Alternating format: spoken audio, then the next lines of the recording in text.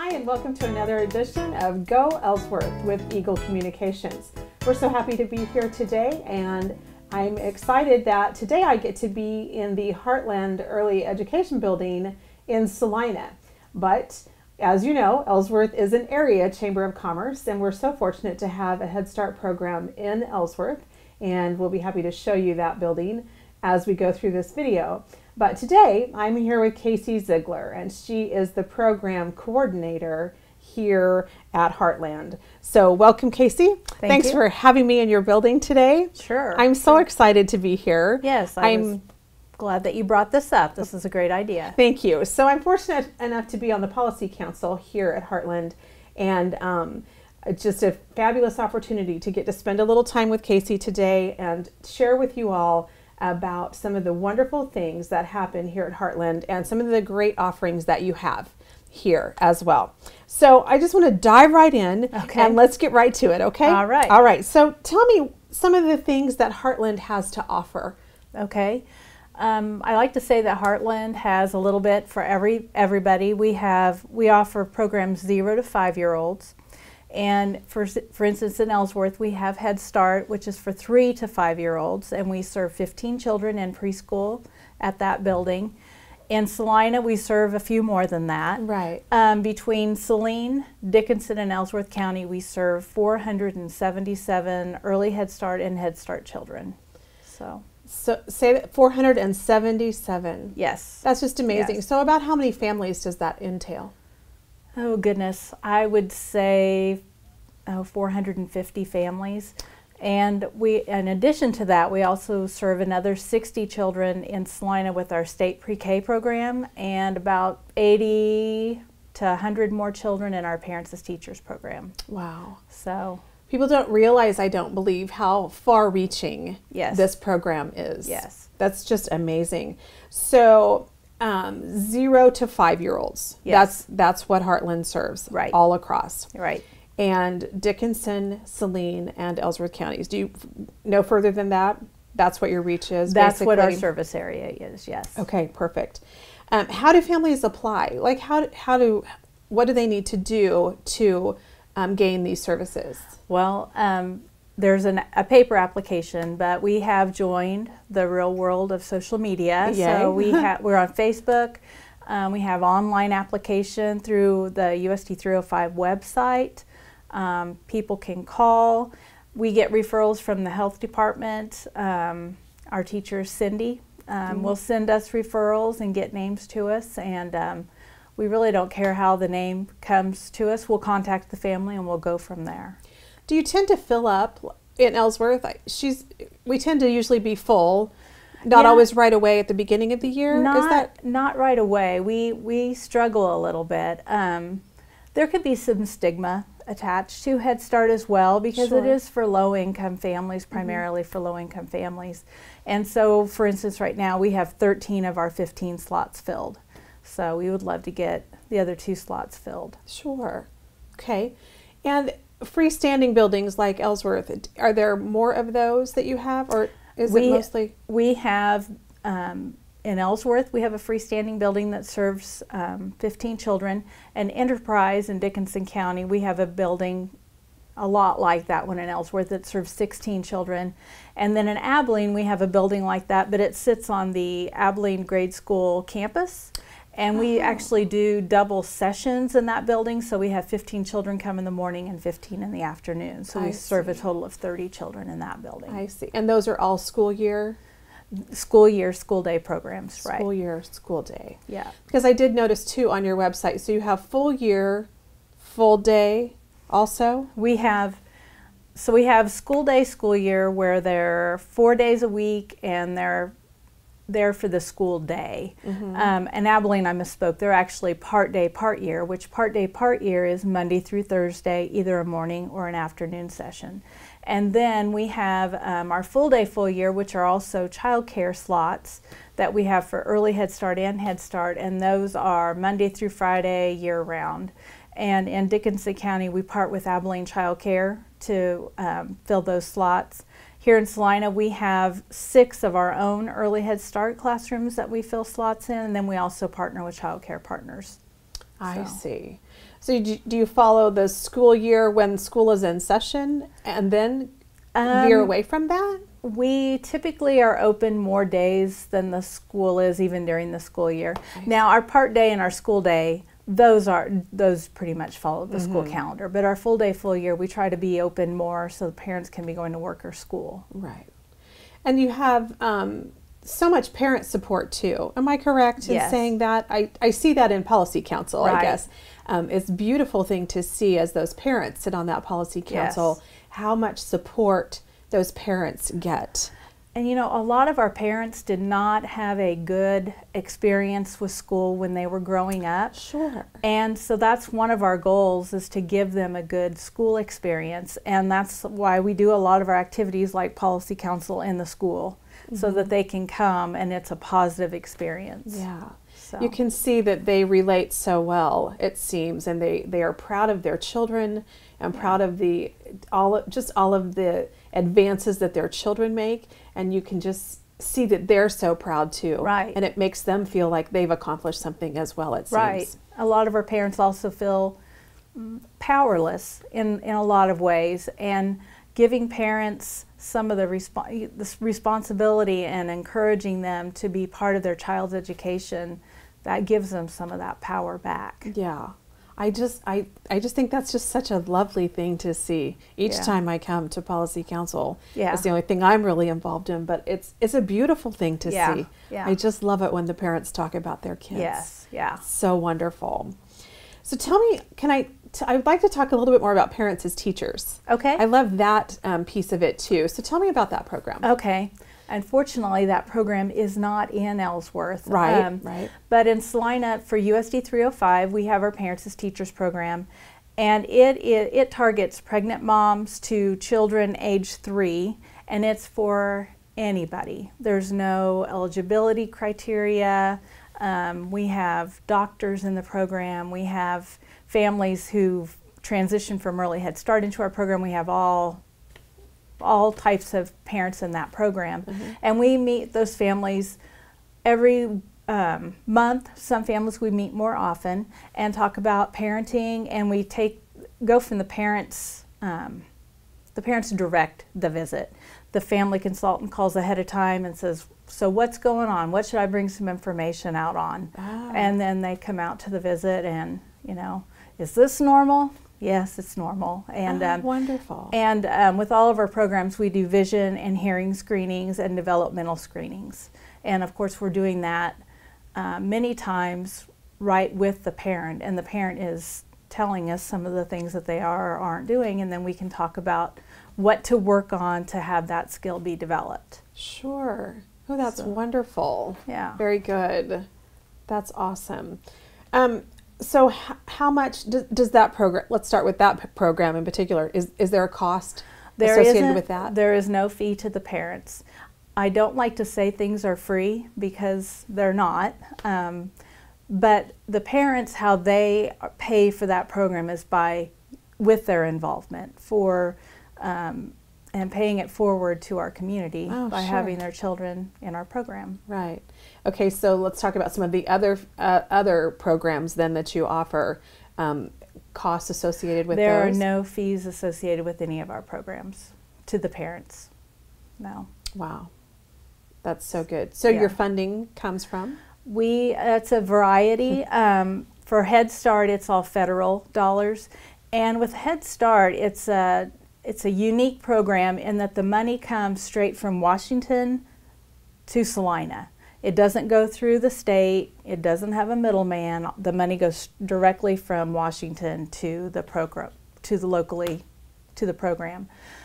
We also have some early Head Start that is funded by the state, and about half of our early Head Start is funded by the federal government. So both there. Our state pre-K preschool is state funded. Our Parents as Teachers program is state funded. So that's great. When you have those things, there are lots of accreditations, and that kind of, maybe accreditation isn't the right word, but there's lots of regulations. Yes, yes, with any federal program, and that's one of one of my jobs is to do all the federal reports that we have. Head Start is bound by Head Start performance standards, and if you want to have an easy way to go to sleep, you could read them. They're about that thick. Right. But the Head Start performance standards we're bound to. Our Parents as Teachers program is affiliated through National Parents as Teachers, so there are lots of regulations that we have with that program as well. And state pre-K is through the Department of Education, so it's also bound by that. But even in doing that, the awards, the trips that you've taken, the awards that you have won, if I can say it that way, yeah, are amazing and tremendous. You've done a great job with that. We are known to be a very strong program. We were actually a Wave 1 with Early Head Start, which means when Early Head Start began in 1994, we were one of, I'm not even going to guess, but we were one of the very first round of programs to get it across the nation. Yes. So we're very proud of that. Yeah. And you can tell, you walk down the hall and you see beautiful art and just lovely classrooms and just beautiful things Yes. here at this facility. Yes. And our school district has been a big part of that because they support us so well. Our teachers are able to be on the teacher salary schedule that the K-12 teachers are on. Wow. Most Head Start programs cannot pay their teachers to be on that even footing, and that helps a lot.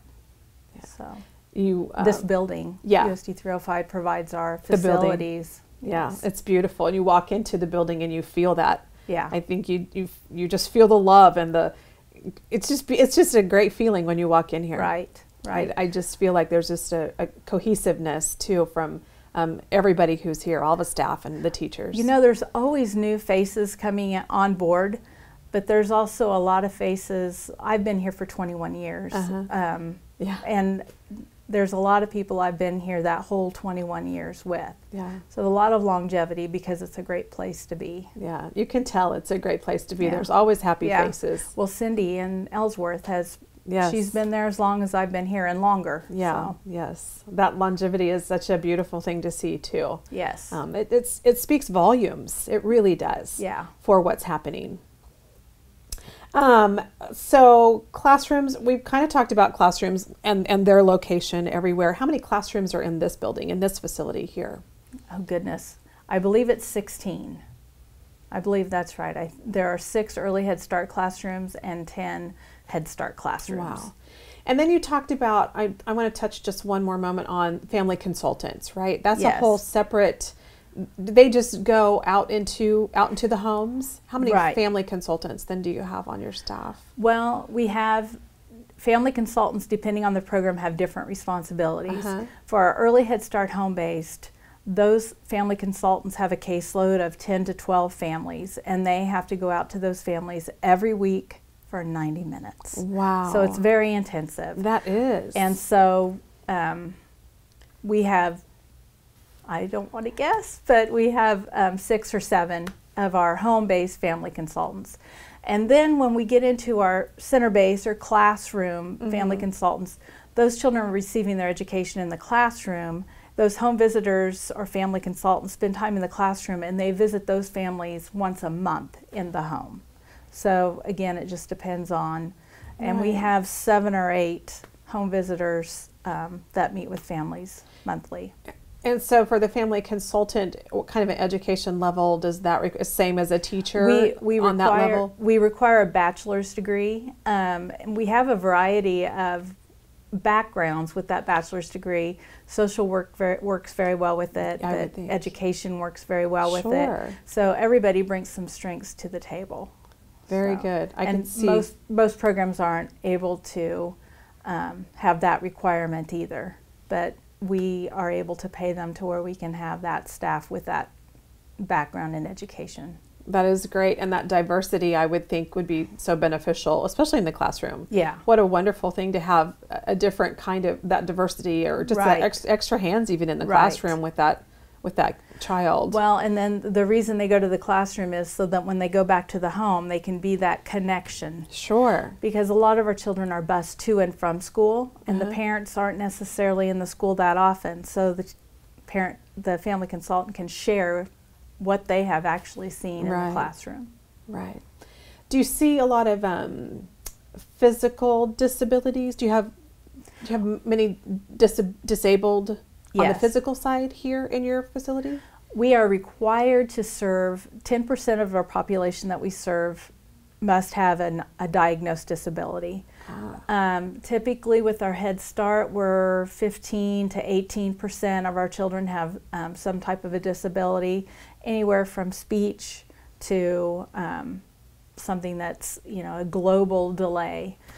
We have had some children that have had to have a one-on-one para in our classroom. And then early Head Start, we're actually more at about 20 to 24% of our children with disabilities. Some kind of just whether it's developmental or physical.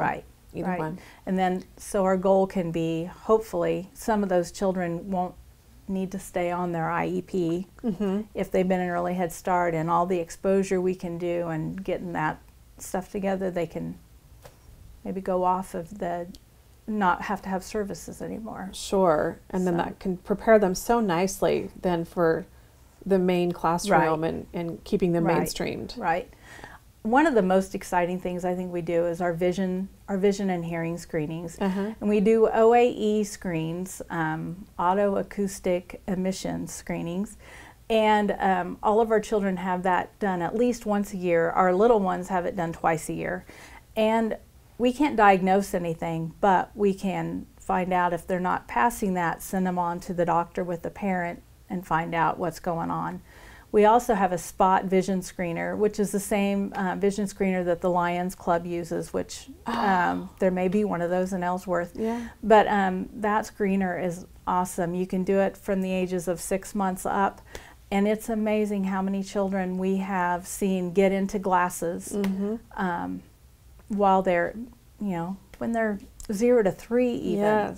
And if we can get them into those glasses and their eyes straightened out, they may not need them later on. Right. So that's an amazing advantage. Yes. That's so great. Yeah. I didn't realize that. Yeah. I love that. Very good. So when the children are here, what are they going to learn? Our goal for everything we do is to get them ready for school. So with our little ones, we're getting them ready to be into preschool. Our preschoolers, we want them to be ready for kindergarten. And that starts, especially with our preschoolers, it starts with social skills. And that we've seen a lot more behavior issues with children, and this is a national issue. To the point where this year we actually started a therapeutic preschool classroom. I didn't talk about that earlier. Oh, yes. It is a collaboration between Central Kansas Mental Health, Central Kansas Cooperative in Education, which is disability services for 3 to 5, and with USD 305 in Heartland. And we have a classroom that serves only 8 children, and actually right now there are only 4 enrolled. And those children are selected very carefully. They are children that have had to be excluded from preschool or childcare due to behaviors or social emotional issues. And it's a very specific program. It's not an academic program. It is specifically working on social emotional skills and behaviors and getting them to where they can learn. Is that classroom here? Yes, that classroom is in this building. And that takes a special education type teacher? Yeah, and you know, it wasn't necessarily that she had a bachelor's or master's degree. It was a person that we picked out that we knew would do well with that population. So that is so good. What's it called again? Therapeutic? We actually call that classroom K-Prep.